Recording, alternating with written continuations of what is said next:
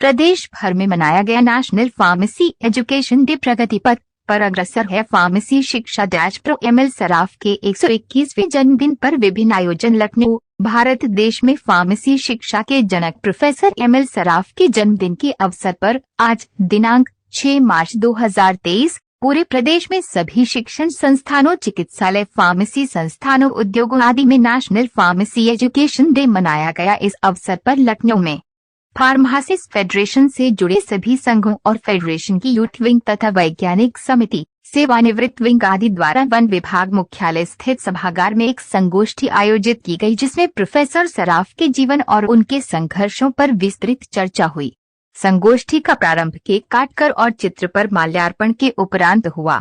Federation द्वारा ML Saraf के बारे में लेखन और पोस्टर ईमेल पर आमंत्रित किए गए, जिस पर सैकड़ों लेख पोस्टर आए हैं। स्क्रीनिंग कमेटी द्वारा परीक्षण उपरांत उसमें श्रेष्ठता क्रम निर्धारित कर सभी को प्रमाण पत्र दिया जाएगा। State pharmacy council Uttar Pradesh के पूर्व चेयरमैन और फार्मासिस्ट फेडरेशन के अध्यक्ष सुनील यादव ने कहा कि फार्मेसी काउंसिल ऑफ इंडिया द्वारा प्रोफेसर सराफ के जन्मदिन 6 मार्च को नेशनल फार्मेसी एजुकेशन डे घोषित किया गया है। प्रोफेसर सराफ ने भारत में फार्मेसी शिक्षा को प्रारंभ कर उसे बढ़ाने में महत्वपूर्ण और उल्लेखनीय योगदान दिया है, इसलिए आज उनके प्रयासों को याद करने का दिन है। लखनऊ में इंटीग्रल यूनिवर्सिटी, एमिटी यूनिवर्सिटी के साथ ही सेठ विशंभरनाथ फार्मेसी संस्थान, हाइजिया, गोयल, हिंद, आजाद, टीएमसी, सरोज सहित सभी फार्मेसी संस्थानों में फार्मेसी छात्रों द्वारा पोस्टर प्रतियोगिता, डिबेट, सेमिनार सहित विभिन्न कार्यक्रमों का आयोजन किया गया।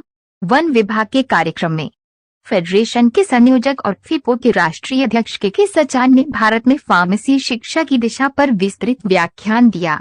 आईपीए की उत्तर प्रदेश शाखा के सचिव आर.ए. गुप्ता ने कहा कि भारत में फार्मेसी शिक्षा के साथ ही इंडियन फार्मास्यूटिकल एसोसिएशन के गठन आदि में प्रोफेसर श्रॉफ का महत्वपूर्ण योगदान रहा है। उन्होंने मानव समाज पर दवाओं के कुप्रभाव को रोकने के लिए फार्माकोविजिलेंस बनाने के लिए अनुरोध किया। श्री जय सिंह सचान, अध्यक्ष रिटायर विंग, ने कहा कि बनारस हिंदू विश्वविद्यालय में प्रोफेसर श्रॉफ ने फार्मेसी को अपने जीवन के सबसे महत्वपूर्ण मिशन के रूप में अपनाया। 1931 में ड्रग्स इंक्वायरी कमेटी की रिपोर्ट पेश की गई। श्रॉफ ने ड्रग्स इंक्वायरी कमेटी की रिपोर्ट की सिफारिशों को बहुत गंभीरता से लिया और इस विशाल देश में फार्मास्यूटिकल उद्योग की उज्जवल संभावनाओं की कल्पना की। यूथ विंग के अध्यक्ष आदेश ने कहा कि 1932 में जब भारत में विज्ञान और संगठित पेशे के रूप में फार्मेसी लगभग न के बराबर थी, तब वे मालवीय जी को भारत में औषधि विज्ञान की महान संभावनाओं के बारे में समझा सके।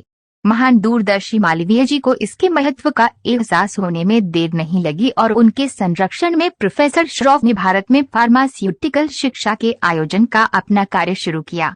यहाँ तक कि उन्होंने इस परियोजना के लिए धन इकट्ठा करना भी शुरू कर दिया और इस तरह 1932 में बनारस हिंदू विश्वविद्यालय में पहली बार फार्मास्यूटिकल केमिस्ट्री शिक्षा स्थापित करने में सफल रहे, जो बाद में फार्मास्यूटिक्स के पूर्ण विकसित विभाग के रूप में विकसित हुआ। ये संयुक्त राज्य अमेरिका की शिक्षा प्रणाली के समतुल्य आधुनिक फार्मास्यूटिकल शिक्षा की शुरुआत थी। प्रोफेसर श्रॉफ ने इस प्रकार इस देश में औषधि शिक्षा की आधारशिला रखी। दिसंबर 1935 में उन्होंने संयुक्त प्रांत फार्मास्यूटिकल एसोसिएशन की शुरुआत की, जिसके वे संस्थापक सचिव थे। इसके तुरंत बाद प्रोफेसर श्रॉफ का आंदोलन उत्तर प्रदेश तत्कालीन संयुक्त प्रांत की सीमाओं को पार कर गया। दिसंबर 1939 में यूपी फार्मास्यूटिकल एसोसिएशन का विस्तार किया गया और अन्य राज्यों में शाखाओं के साथ इंडियन फार्मास्यूटिकल एसोसिएशन बन गया। उसी वर्ष के दौरान उन्होंने इंडियन जर्नल ऑफ फार्मेसी का प्रकाशन शुरू किया और 1943 में बनारस छोड़ने तक लगभग 4 वर्षों तक इसके प्रधान संपादक रहे। 1940 में ड्रग्स एक्ट पारित कराने में प्रोफेसर श्रॉफ की महत्वपूर्ण भूमिका थी। आज भारत में फार्मेसी में डिप्लोमा, बैचलर, मास्टर, पीएचडी के साथ ही फार्म डी की शिक्षा दी जा रही है। हालांकि अभी भी भारत में फार्मास्यूटिकल केयर के अनुसार फार्मासिस्टों का मानक नहीं बन सका है, इसलिए रोजगार के क्षेत्र में अभी बहुत कार्य किया जाना बाकी है। फेडरेशन द्वारा सरकार को इस संबंध में आवश्यक सुझाव भेजा जाएगा। कार्यक्रम को मुख्य रूप से वरिष्ठ उपाध्यक्ष जेपी नायक, महामंत्री अशोक कुमार, उपाध्यक्ष ओपी सिंह, सचिव जीसी दुबे, यूथ विंग के प्रदेश अध्यक्ष आदेश, सेवानिवृत्त विंग के प्रदेश अध्यक्ष जय सिंह सचान, SN सिंह, जितेंद्र कुमार आदि ने संबोधित किया। लखनऊ मुझे मेडिकल बन गया, ये बन गया, तो दिक्कत थी। उनके एक मित्र वहाँ भर्ती थे और उसके बाद वो उनका हालचाल लेने कुछ पहुँचे तो उन्होंने कहा कि भाई इनको ये बीमारी है, मगर ये जो है इनका इलाज शुरू होगा 1 हफ्ते बाद। मैं क्यों? कहने साहब जो दवा है वो मॉडर्न मेडिसिन है और यूरोप से आई, तो उसमें करीब 7 दिन का टाइम है। उन्होंने कहा 1800 कुछ में, यानी लास्ट 18 में, यानी 19 के पहले कलकत्ता में पहला मेडिकल कॉलेज खुला था। तो जब मेडिकल कॉलेज खुला तो एलोपैथिक के डॉक्टर आना शुरू हो गए, और जब डॉक्टर एलोपैथिक का होगा तो अपनी विधा में ही दवा लिखेगा वो।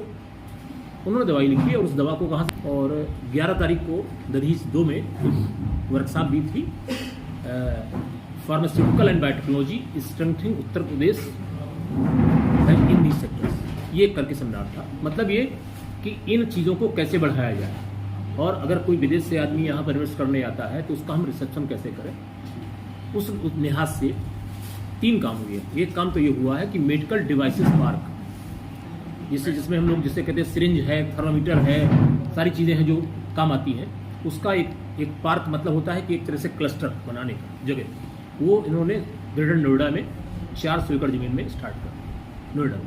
दूसरा 2000 एकड़ यानी 500 बीघा होता है बुंदेलखंड के हिसाब से, तो ललितपुर में फार्मा पार्क दवा बनाने का, यानी करीब 50-70 कंपनियां होंगी, सारी उनको कौन फैसिलिटीज़ मिलेंगी, और कुछ इन्वेस्टर्स उसमें आ भी गए। कुछ 1000 करोड़ का इन्वेस्टमेंट आ गया था जब हम थे यहाँ पर भी 11-12 तारीख को फरवरी में, और आगे चल रहा है। अब ये होगा कि इसके बाद में मान लीजिए उन्होंने दवा बनाना शुरू किया, अब उनको कोई सैंपल टेस्ट कराना है तो वो कहाँ जाए? तो लखनऊ में तो हमारे 4 संस्थान हैं, CDRI है, सिमेप है, IITR है, लेकिन स्टेट का अपना नहीं है। तो स्टेट का ये तय हुआ है इसी बजट से कि institute of pharmaceutical research and development, ये यूपी सरकार, और जो आपका बायोटेक पार्क है इसमें अलीगंज में, कुर्सी रोड पे हुआ था, कुर्सी रोड पे, उसके स्थान को इस्तेमाल करके और बजट का टोकन प्रोविजन दिया गया। तो ये राज्य की चीज़ें हमारी आ गई हैं। अब हम फार्मासिस्ट जिनके हमारे पितामह, उनके सामने आपको क्या कह सकते हैं, वचन क्या दे सकते हैं कि हम लोग क्या कर सकते हैं। तो जैसा कि आप जान रहे हैं कि पहले सिर्फ डिप्लोमा था, अब डिग्री हो गया, मास्टर डिग्री हो गया, फार्मडी कोर्स हो गया 6 साल का, जो सुनील जी ने बताया, PhD 10 चीज़ों PhD है हमारे पास। तो इन सब का इस्तेमाल जो है हमारा, एक तो हम मैन्युफैक्चरिंग में, एक रिसर्च में, और तीसरा जब फार्मासिस्ट के रूप में काम करते हैं तो हमारा पहला दायित्व तो है, एक तो हम बने हुए हैं, अधिकारी ने कहा नहीं आपको यहाँ बैठना है वहाँ बैठना है, लेकिन उसके बावजूद भी हम लोग ये प्रयास करते हैं कि दवाएं जो है वो ठीक ढंग से रखें, मरीज को सही दवा दें। भीड़ लगी होती है तब भी ये होता है कम से कम इतना तो बता दें कि भाई दवा सुबह खानी, शाम को खानी है। और ये जरूर सुनील जी, मैं थोड़ा सा उसमें सबसे डिफर करता हूँ कि अगर 300 की लाइन लगी है और हम सही फार्मासिस्ट है तो हमारी निगाह उस 300 पे रहना चाहिए कि कोई आदमी ऐसा तो नहीं बुजुर्ग है वो फेंट हो रहा है, तो उसको हम बुला करके पहले दवा दे दें, ये चले जाने वाले। ये सर हम लोगों का और दायित्व है। तो आज के दिन हम लोग ये भी एक कल्पना करते हैं, एक संकल्प लेते हैं कि हम समाज को और अच्छी सेवाएं देने का प्रयास करेंगे। कोई और क्वेश्चन बताइए।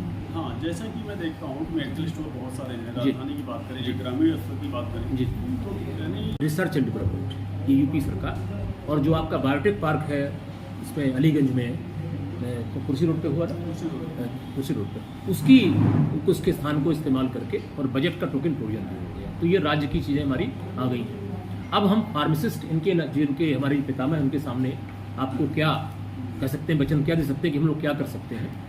तो जैसा कि आप जान रहे हैं कि पहले सिर्फ डिप्लोमा था, अब डिग्री हो गया, मास्टर डिग्री हो गया, फार्मडी कोर्स हो गया 6 साल का, जो सुनील जी ने बताया, PhD 10 चीज़ों PhD है हमारे पास। तो इन सब का इस्तेमाल जो है हमारा, एक तो हम मैन्युफैक्चरिंग में, एक रिसर्च में, और तीसरा जब फार्मासिस्ट के रूप में काम करते हैं तो हमारा पहला दायित्व तो है, एक तो हम बने हुए हैं, अधिकारी ने कहा नहीं आपको यहाँ बैठना है वहाँ बैठना है, लेकिन उसके बावजूद भी हम लोग ये प्रयास करते हैं कि दवाएं जो है वो ठीक ढंग से रखें, मरीज को सही दवा दें। भीड़ लगी होती है तब भी ये होता है कम से कम इतना तो बता दें कि भाई दवा सुबह खानी, शाम को खानी है। और ये जरूर सुनील जी, मैं थोड़ा सा उसमें सबसे डिफर करता हूँ कि अगर 300 की लाइन लगी है और हम सही फार्मासिस्ट है तो हमारी निगाह उस 300 पे रहना चाहिए कि कोई आदमी ऐसा तो नहीं बुजुर्ग है वो फेंट हो रहा है, तो उसको हम बुला करके पहले दवा दे दें, ये चले जाने वाले। ये सर हम लोगों का और दायित्व है। तो आज के दिन हम लोग ये भी एक कल्पना करते हैं, एक संकल्प लेते हैं कि हम समाज को और अच्छी सेवाएं देने का प्रयास करेंगे। प्रयास करेंगे। कोई और क्वेश्चन बताइए। हाँ, जैसा कि मैं देखता हूँ मेडिकल स्टोर बहुत सारे हैं, जी। राजधानी की बात करें जी। या ग्रामीण स्तर की बात करें जी। तो यानी बोलिए। सबसे पहले मैं अपने जितने फार्मेसिस्ट साथी हैं, आज प्रोफेसर एमएल सराफ जी का बर्थडे सेलिब्रेट कर रहे हैं। 121वां बर्थडे सेलिब्रेट करने के लिए आज हमारी जो नेशनल काउंसिल है उसने हर एक college, institute, hospitals, pharma company, जो भी जहाँ भी हमारे फार्मासिस्ट साथी हैं वहाँ पे इन्होंने एक नोटिस टाइप में जारी किया है कि हर एक संस्था पे जहाँ फार्मासिस्ट है वहाँ पे बर्थडे ज़रूर सेलिब्रेट करना चाहिए 6 मार्च को। तो जिन्होंने हम सबको एक्टिव किया, जिन्होंने हम सबको पढ़ाया, ज्ञान दिया, जिन्होंने फार्मेसी का पी बताया, फार्मासिस्ट होता क्या है, उनके बर्थडे के लिए हम लोग आज एकत्रित हुए हैं। हमारी विभिन्न जनपद की विभिन्न शाखाएं हैं, वहाँ पे अलग अलग जिलाध्यक्ष, मंडल अध्यक्ष, प्रभारी, जितने भी हमारे पदाधिकारी हैं, हर एक जगह प्रोग्राम लगे हैं। वैसे लगभग 55 या 56 जगह पे हमारा आज प्रोग्राम हो रहा है यूथ का। मैं यूथ फार्मेसी फेडरेशन का प्रदेश अध्यक्ष हूँ और हमने आज तक वही 15-20 दिन में 6-7 जिलों में जाके सर्वे किया है। ज़्यादातर डिस्ट्रिक्ट में ये हो रहा है कि ना फार्मासिस्ट है ना लाइसेंस है। वहाँ पे हमारे जो दुकानदार हैं उनको जनरल स्टोर के टाइप में वो चलाते हैं अपना, कि उनको ये भी नहीं पता है कि एक्सपायरी क्या होती है, मैन्युफैक्चरिंग क्या होती है और मेडिसिन का टेम्परेचर क्या होना चाहिए, डीएनएस का टेम्परेचर क्या होना चाहिए, आईवी फ्लूइड का क्या टेम्परेचर होना चाहिए। कुछ उनसे मतलब नहीं, उनको सिर्फ दवा से काम है।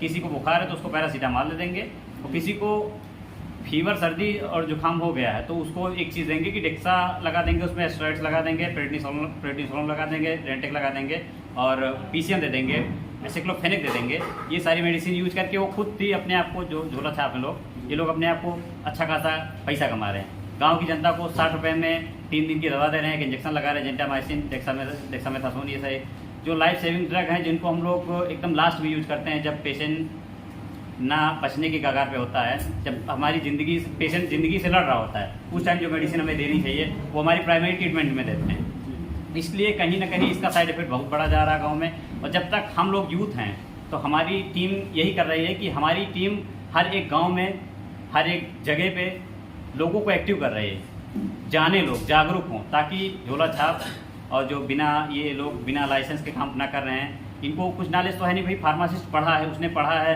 कि टेस्ट क्या होते हैं, साइड इफ़ेक्ट क्या होता है, इसकी फार्माकोलॉजी क्या है। हम किसी पेशेंट को